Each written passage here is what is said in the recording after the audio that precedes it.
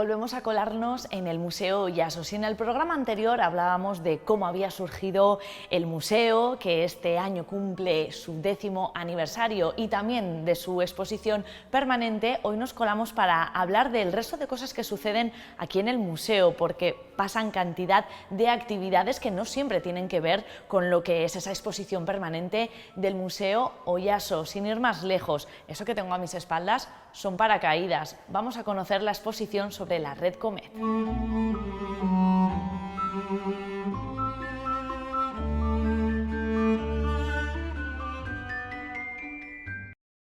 Pues ya estamos dentro de la Red Comet, o casi, porque estamos en la sala en la que pueden visitar esa exposición de la que les hablábamos, y estamos con Idoia Castro, que es parte del Departamento de Educación y Acción Cultural del Museo Oyaso. Hola Idoia, ¿qué tal? Hola, muy buenas, muy bien. Pues hemos venido a visitar la exposición que tanto éxito está teniendo. No vamos a hablar de cifras, pero lo cierto es que hablábamos que está funcionando muy bien, sobre todo entre los escolares, ¿no? Los más jóvenes están viniendo a visitarla. Sí, los más jóvenes y, bueno, sobre todo un público, pues eso, ¿no? Entre los 30, 50 años, pues está teniendo bastante éxito, sobre todo yo creo que también por el tema, ¿no? El tema es un tema que realmente, bueno, siempre implica cierto interés, ¿no? Segunda Guerra Mundial y la Red Comet, que era una red de evasión. Claro, vamos a contextualizar, estamos escuchando ya unas bicicletas, suena ruido, después hablaremos de lo bien ambientada que está esta exposición, pero lo que te decía, vamos a situarnos para quien no haya oído hablar nunca de la Red Comet, una red de evasión clandestina. Cuéntanos, ¿qué es lo que es? Bueno, era una de las redes que se crearon en la Segunda Guerra Mundial, sobre todo para evacuar a aquellos aviadores que podían caer en territorio europeo ocupado por los nazis, y que se creó pues, por la sociedad civil para poder evacuar a estos aviadores a través de los Pirineos o del Bidasoa para cruzar la Muga vasca hacia Gibraltar, sobre todo. Claro, lo más importante de la Red Comet es lo que decías, que surgió por unos voluntarios, por civiles. Se puede ver en la exposición cómo cuentan, ¿no? Un amigo, mi Aitona, fueron los propios civiles los que quisieron ayudar. Sí, son mujeres, chavales, muchas veces que no llegaban a alcanzar la mayoría de edad. Por eso los estudiantes también, de alguna manera, se pueden identificar si les ayudamos pues, con los testimonios que pueden ver y visualizar en la exposición, que ayudaron a aquellas personas, pues, por ciertas motivaciones que tenían, con miedos, arriesgando sus vidas, a aquellas personas que caían en el territorio, tanto Bélgica como podía ser Francia, y cruzaban hacia la parte de aquí. Esos aviadores eran británicos en su mayoría, ¿no? Sí, en su mayoría eran británicos, claro, eran los aliados que caían en los bombardeos contra los alemanes. Y habrá quien se pregunte, y muy bien, ¿y qué hace la Red Comet en Irún, o qué tiene que ver con Irún? Y es que estamos en la Muga. Claro, estamos en la Muga, y bueno, había sobre todo que cruzar toda la zona ocupada, y pensaron que en aquella época sería la manera más fácil de cruzar hacia Gibraltar, de aquí pasar a Madrid, de Madrid a Gibraltar, y de ahí ya pues, llegar a su lugar de origen, ¿no? Sin duda era un camino largo el que hacían todos estos valientes, ¿eh? Un camino largo y duro, duro, y sobre todo, pues eso, cómo se arriesgaban las vidas para acogerlos en casa, porque claro, no solo participaban, aquí no solo eran los aviadores, era gente que tenía en sus casas y que acogía a los aviadores, a los guías que guiaban a los aviadores por toda la línea de la Red Comet, que era bastante extensa en territorio, por lo menos. Desde luego.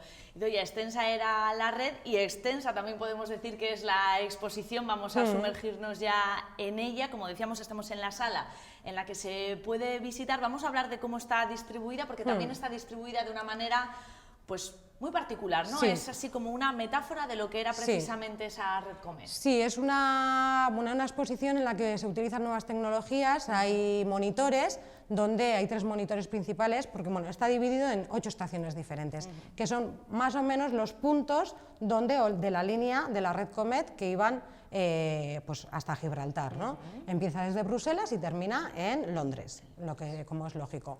Entonces, en cada estación tenemos 3 monitores en la que, sin voces, van documentando y contando un poco los testimonios principales de las diferentes personas que vivieron en la época, en el conflicto.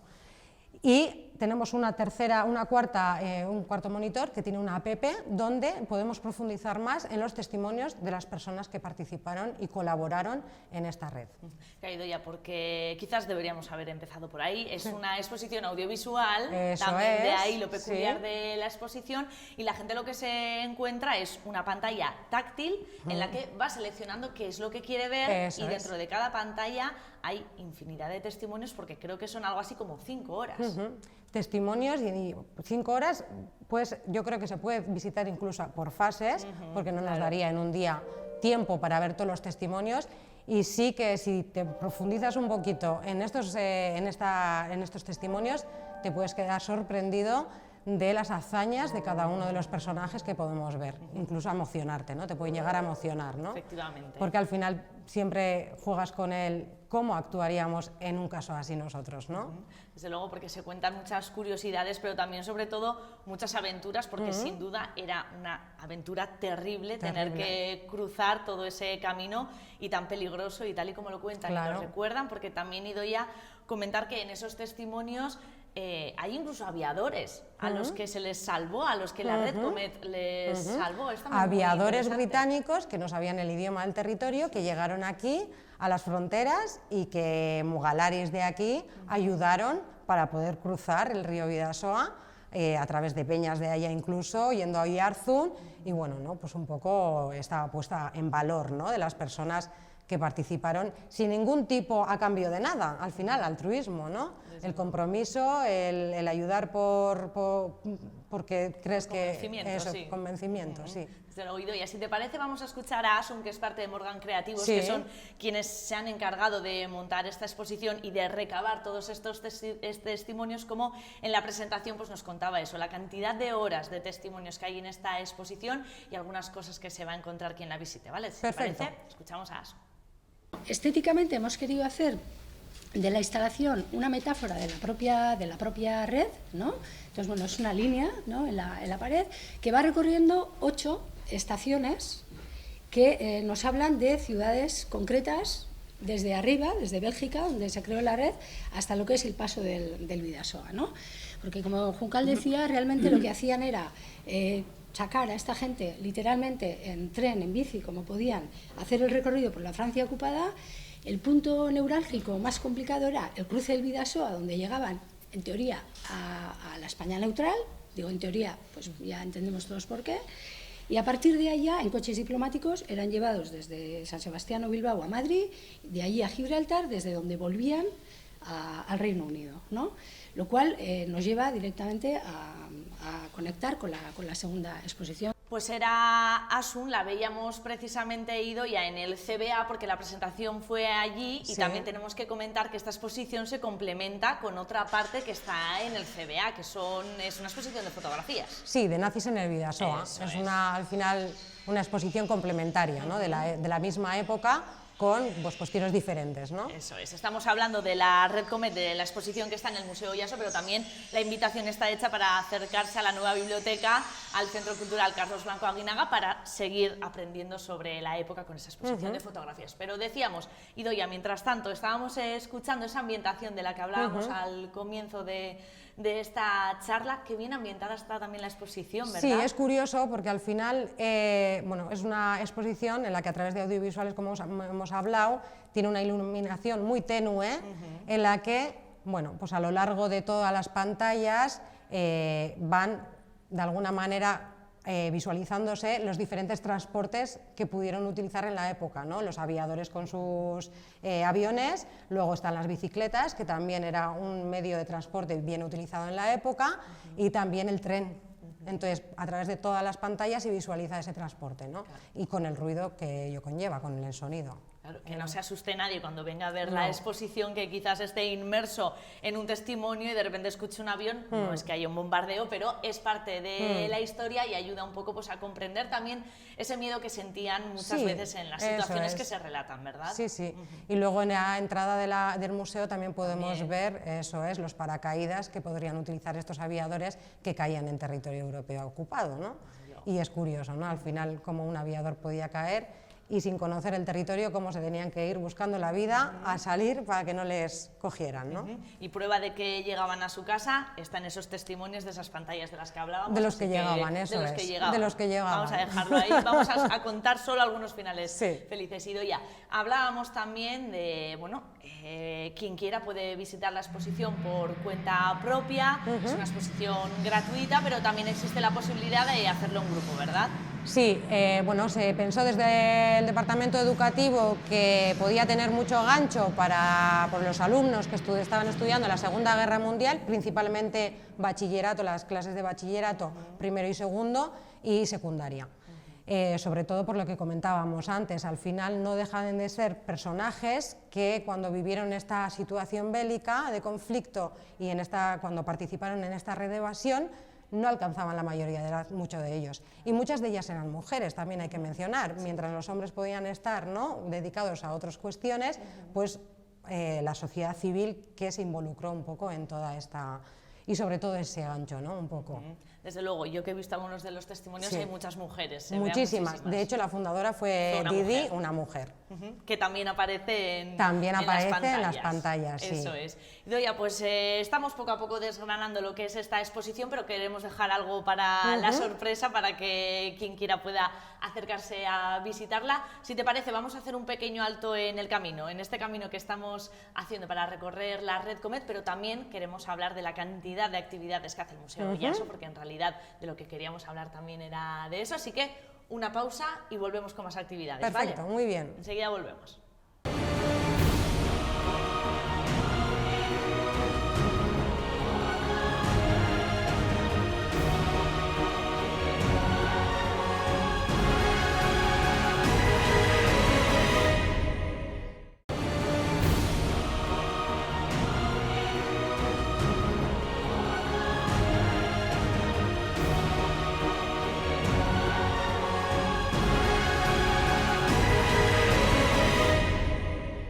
Ya estamos de vuelta, seguimos en el Museo Oyaso, seguimos con Idoia Castro. Idoia, y como decíamos, estamos hablando de la cantidad de actividades que tienen lugar en el Museo Oyaso. El Museo Oyaso es escenario de muchas cosas, desde conciertos a bailes. Sí, a presentación de libros, a, bueno, pues un poco gincanas con chavales, familias y etcétera, incluso pequeños rodajes, ¿no?, en familia que se podían realizar en el Museo Oyaso. Desde luego que la agenda siempre es muy completa, es muy amplia, invitamos siempre desde aquí a que la gente lo visite y precisamente decía lo de bailes porque hace nada lo que habéis tenido es una jornada griega. Nos vamos a preguntar, ¿pero qué hacen los griegos en un museo romano?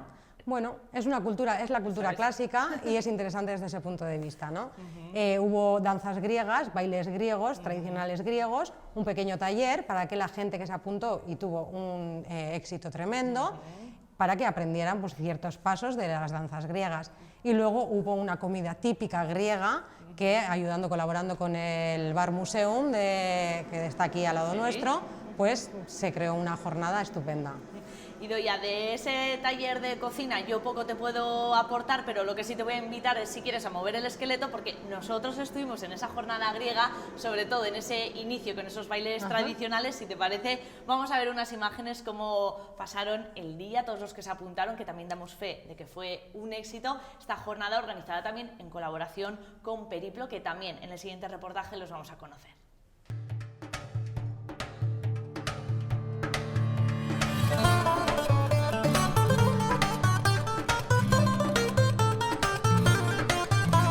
Somos una asociación que llevamos trabajando unos casi 3 años este año. Cumplimos, nos llamamos Asociación Filolena Periplo.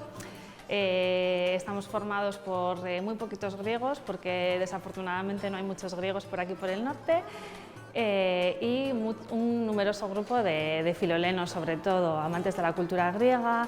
Y entonces nuestro objetivo principal es pues difundir la cultura, sobre todo la actual, que es un poco más desconocida. Entonces, pues bueno, estamos sobre todo más afincados en Euskadi, Cantabria y Navarra. Pues la idea surge de un grupo en principio pequeño de amigos, pues con un recorrido de intereses comunes, y la verdad es que de ahí surge un poco pues, la idea de formar algo un poco más estable. Y entonces pues todas las inquietudes de hacer actividades que nos interesan a todos, ¿no? de distinto tipo, porque la verdad es que lo interesante de la asociación es que cada uno tiene un interés, entonces lo que intentamos es que todos esos intereses pues se vean reflejados.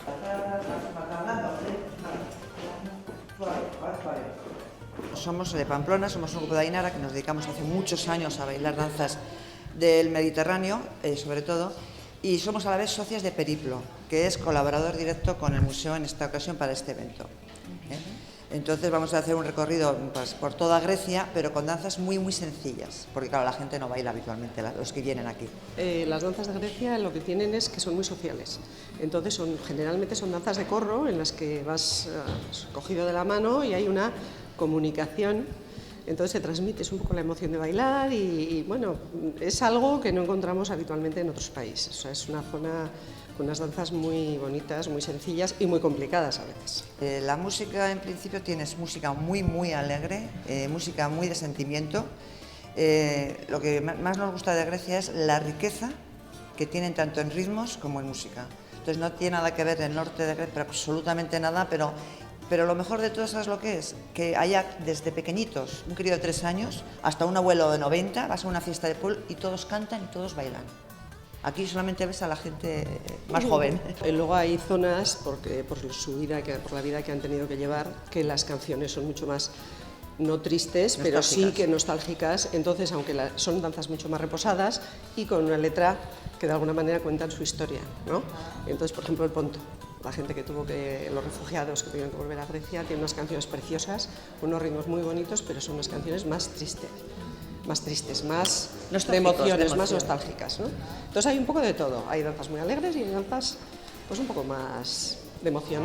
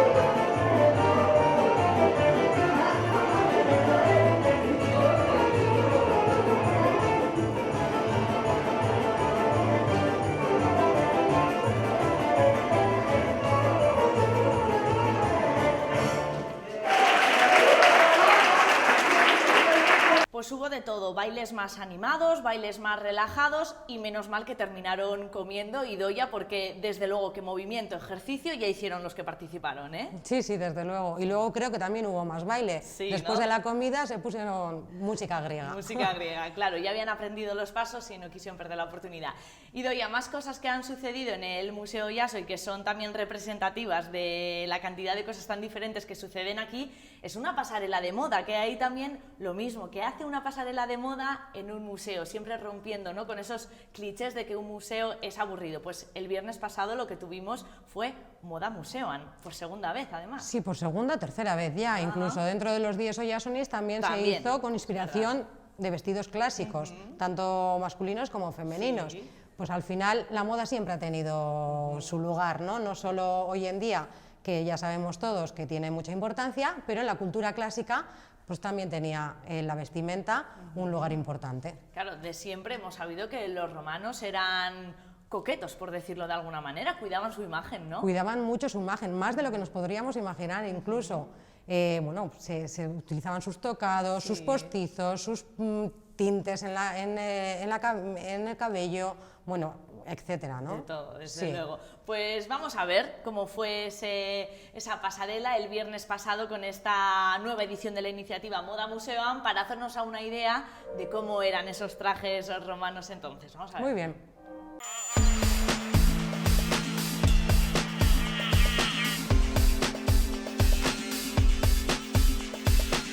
Bueno, hoy estamos con la segunda edición de Moda Museoan, como ya sabéis, y bueno, pues un segundo año más lo preparamos con bastante ilusión, la verdad. El año pasado fue un éxito y esperamos que este año también.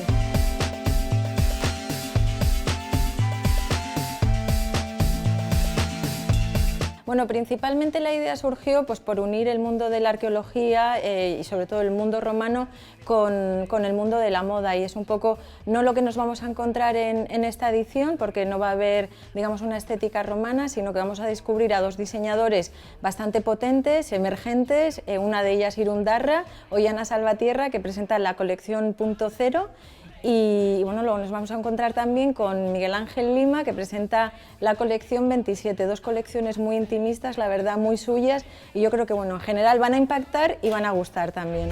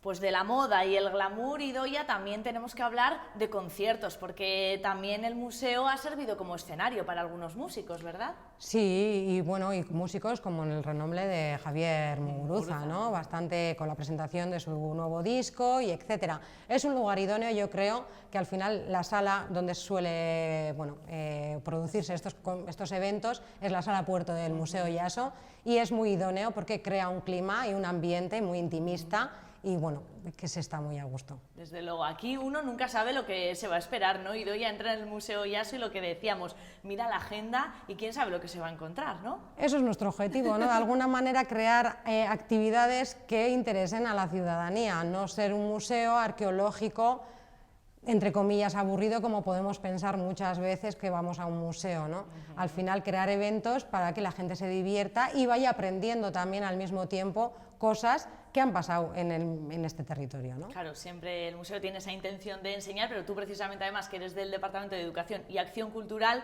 más acción cultural que aquí casi en ningún sitio, precisamente por eso, ¿no? Porque movéis mucho pues, lo que son conciertos, puede ser un desfile, una exposición de otra época, otro lugar, todo es válido. Como ¿no? también la reconstrucción, el festival romano que solemos crear en verano, ¿no? Al final es acercar la cultura clásica, los modos de vida, el teatro, bueno, pues a la gente, ¿no? Un poco que se vea y se visualice lo que fue aquella época, ¿no? Sin tener que venir a un museo y tener que profundizar mucho en la historia.